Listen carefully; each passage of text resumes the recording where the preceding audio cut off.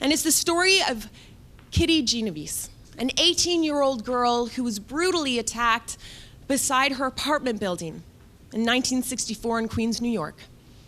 And as the attack was going on, she screamed up into her neighbors' windows, asking them please to come down and help her, but nobody came. And one man actually opened up his window, right? And he looks down at the attacker below and he says, "Hey, you leave that girl alone." And then he shut his window. The attack went on for 32 minutes and 38 people knew that it was happening. And yet nobody came. Not until after.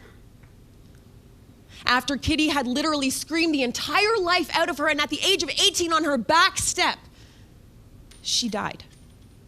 Eventually, when the police came and interviewed these 38 people, each of them said the same thing. They couldn't believe that nobody had called the police until after she was already dead. But did they? No. So psychologists and sociologists from all over the world came together and started studying this one event. And they started asking the question, why aren't people standing up when they see something bad going on? They ended up creating an entirely new term in the English language called the bystander effect. And they said it had two main components. The first component is fear. So afraid of standing up for what you believe in. What are your friends and family going to think? Afraid of failing? Fear. And the second component was something that's really fascinating to me. It's called the diffusion of responsibility.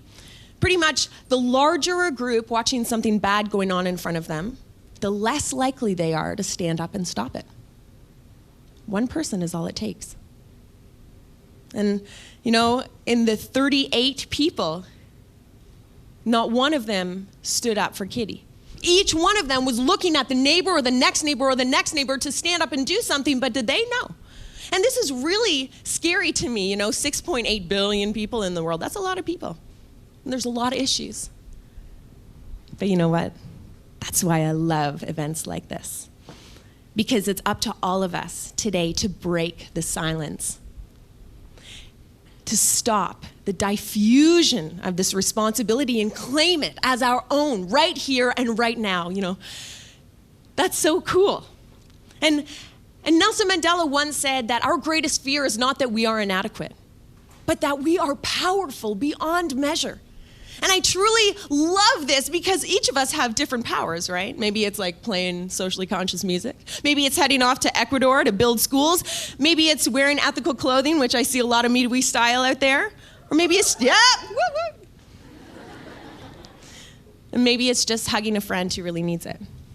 No matter what, we all have the power. And tonight is not about one person doing everything to change the world, but it's about all of us doing something.